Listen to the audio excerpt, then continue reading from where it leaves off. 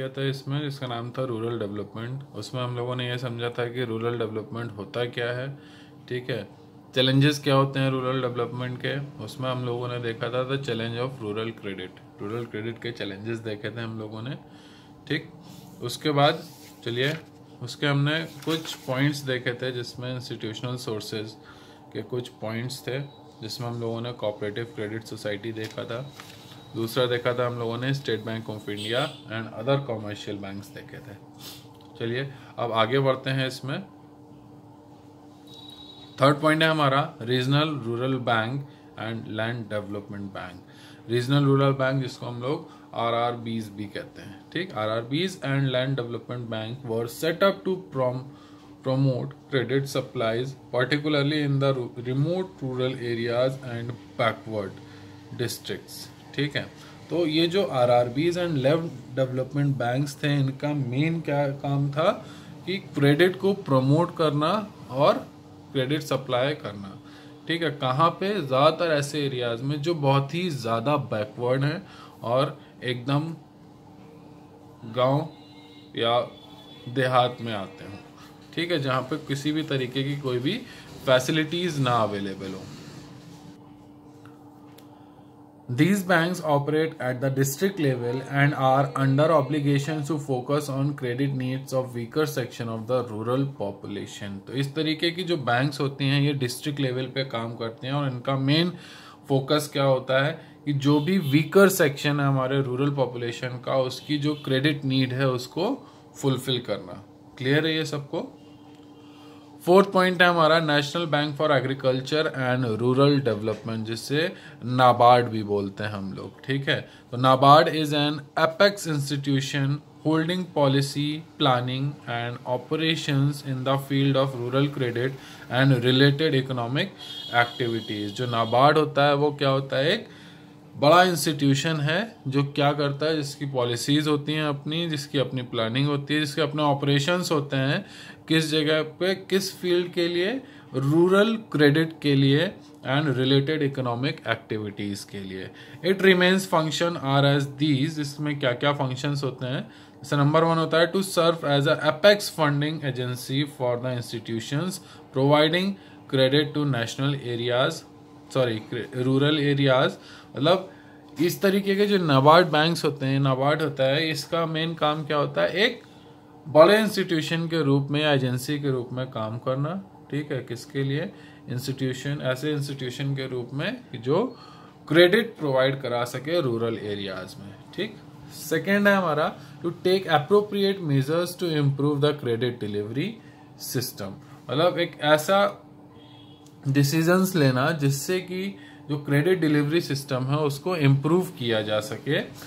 The bank was to focus on restructuring of credit institution and training of personals, ठीक। तो ये जो bank है इसका मेन फोकस किस पर था? जो क्रेडिट का जो स्ट्रक्चर था उसको रिस्ट्रक्चर करना, जो भी क्रेडिट इंस्टीट्यूशंस थे उनको, और साथ ही साथ जो पर्सनल्स वहाँ वर्क कर रहे हैं उनको ट्रेनिंग प्रोवाइड करना। थर्ड था to coordinate the rural financing activities of all credit institutions and maintain liaison with government of India, state government, reserve bank and other national level institution concern with policy formulation. तो इसका main काम क्या था कि जो भी financial rural financial activities हैं उसमें जितने भी हमारे government bank India, government of India हो गई या गवर्नमेंट बैंक्स हो गया, रिजर्व बैंक हो गया या अदर नेशनल लेवल इंस्टीट्यूशंस हो गया, उनके साथ तालमेल बैठा के काम करने में का इसका मेन फोकस होता है। और ऐसे इससे कि जो पॉलिसी फॉर्मुलेशन है उसमें इजी रहे, ठीक है। To undertake monitoring and evaluation of projects refinanced by it, ठीक है। ये क्लियर हो गया सबको नाबार्ड क्या होता है। अब एक आता है यहाँ पे, एक पॉइंट यहाँ पे दिया हुआ है हमें, मल्टी एजेंसी सिस्टम। तो institutional structure of rural banking consist of commercial bank, regional rural banks, cooperative credit societies and land development banks. These institutional structure of rural banking is called multi agency system. ठीक, multi agency system क्या होता है, इसके structure में कुछ banking rural banking जो companies होती हैं वो इन्वॉल्व रहती हैं, जिसमें सबसे पहले होती है कॉमर्शियल बैंक्स, दूसरी होती हैं रीजनल रूरल बैंक्स जिसको हम लोग आरआरबी भी बोलते हैं, cooperative credit society, land development banks. इन सब ये जो इंस्टीट्यूशनल स्ट्रक्चर मिलता है इन बैंक्स को मिला के इसको ही बोलते हैं हम लोग मल्टी एजेंसी सिस्टम। क्लियर है? आगे बढ़ते हैं। Rural banking a critical evaluation.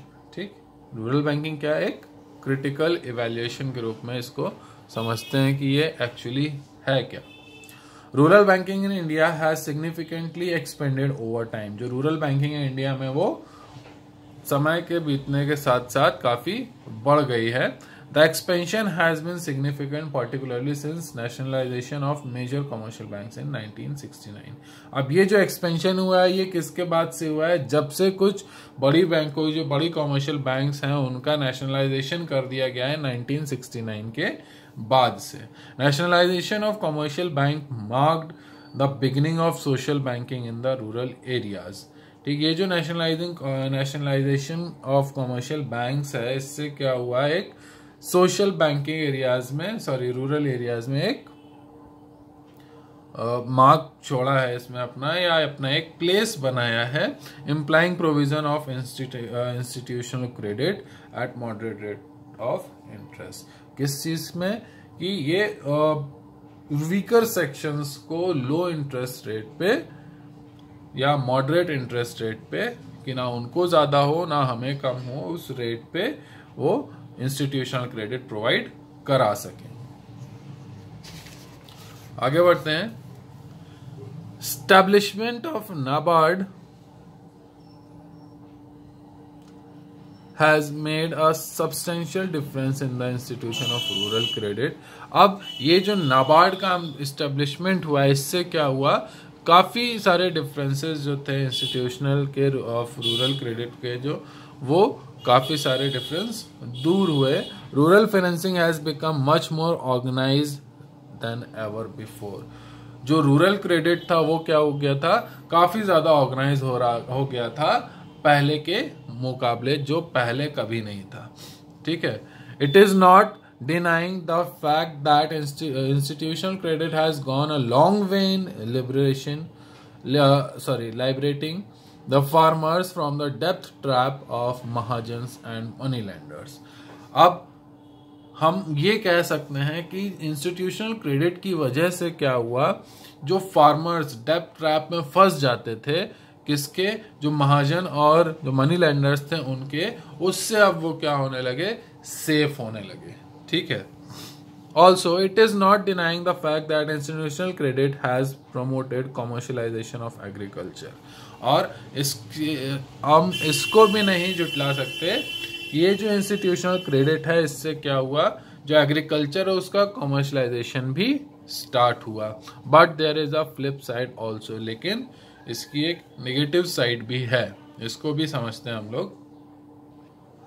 अब क्या इसकी ब्लैक साइड है उसको देखते हैं। जैसे deficiencies of rural banking system are equally glaring. Notable observation in the regards are banking credit or institutional credit has invariably been tied to collateral, because of which a large section of smaller marginal holders are often left out।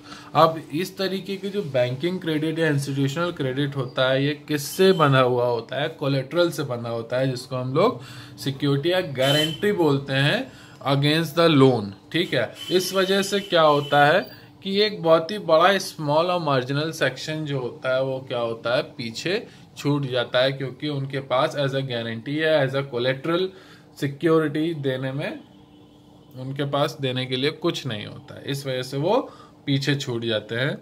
Owing to political populism the government has often shown laxity in the recovery of loans. अब political उसे क्या कहते हैं, political हस्तक्षेप होने की वजह से, ठीक है, पॉलिटिशियंस का ज़्यादा उसमें घुसे होने की वजह से क्या होता है कि जो फाइनेंशियल इंस्टीट्यूशंस हैं ये अपने बैंक की या अपने लोन की रिकवरी नहीं कर पाते हैं, इसमें कमी हो जाती है, ठीक है।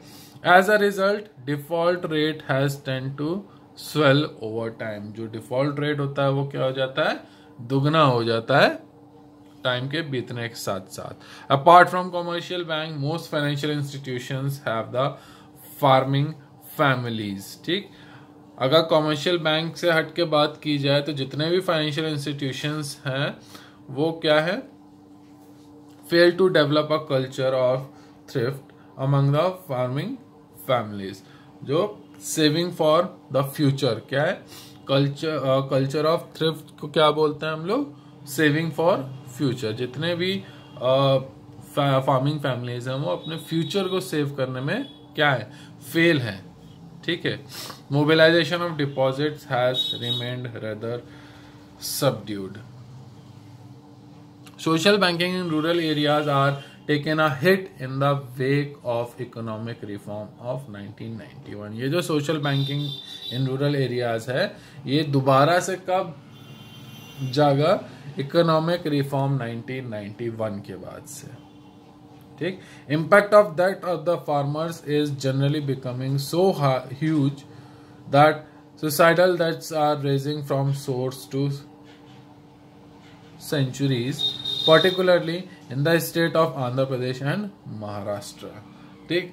अब इम्पैक्ट क्या था डेप्थ का फार्मर्स पे कि जनरली ये क्या होता था, ज्यादा हो जाता था, इसकी वजह से जो फार्मर्स थे वो सुसाइड करने लगे थे और ये एक दो से बढ़ के अब सैकड़ों में पहुंच गया था, ठीक है। पर्टिकुलरली ये कौन से स्टेट्स में ज्यादा था, आंध्र प्रदेश और महाराष्ट्र में ये सुसाइडिंग जो थी वो बहुत ही ज्यादा हुआ करती थी। It is high time that the government considered rural banking as a social need for production purpose rather than an activity to achieve political popularity, ठीक।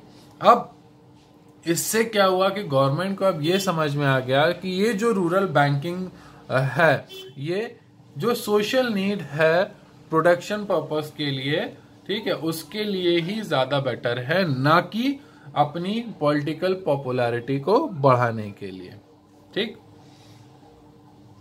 अब ये तो समझ लिया हम लोगों ने कि ये क्या होता है।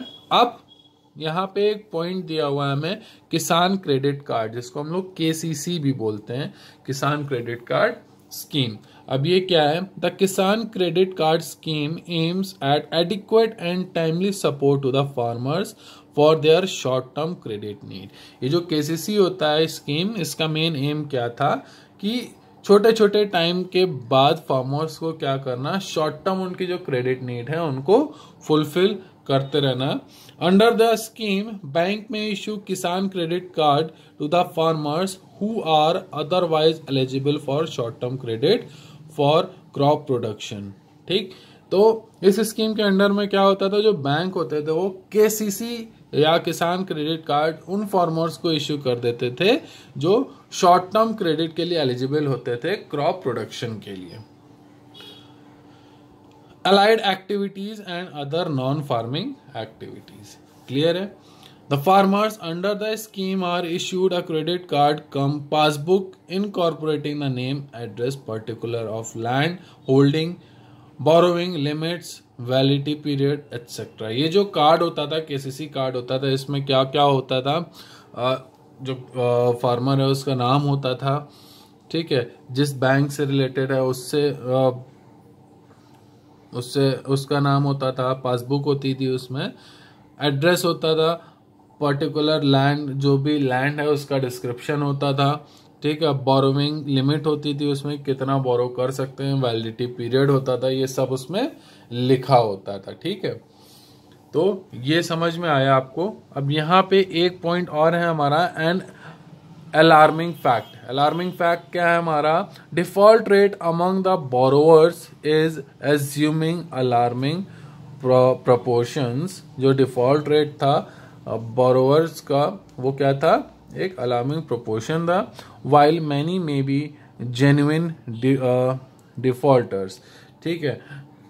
कई क्या होते थे, जेन्युइन डिफॉल्टर्स होते थे, उनका ये मकसद ही होता था, ठीक। Investigation suggest that nearly 50% are wilful defaulters, ठीक है। तो इस तरीके के जो क्रेडिट लेने वाले होते थे, एक स्टडी के मुताबिक क्या देखा कि लगभग 50% जो पर्सन्स थे वो विलफुल डिफॉल्टर थे, मींस अपनी इच्छा से ही डिफॉल्टर बने हुए थे। The certainly is an alarming development and may shake the very foundation of rural banking system. इस वजह से क्या हुआ, काफी ज्यादा प्रॉब्लम होने लगी, और जब आदमी विलफुली डिफॉल्टर हो गया तो अब उसका कुछ नहीं किया जा सकता। इसलिए क्या था कि बैंकों को सख्त से सख्त क्या करना था, स्टेप्स लेने की जरूरत थी, ठीक। तो आज की वीडियो में इतना ही। आपका काम है वीडियो को देखना, समझना, जो पढ़ा है उसको एक बार फिर से रिपीट कर लेना और उसकी वर्कशीट में आगे आपको प्रोवाइड करना।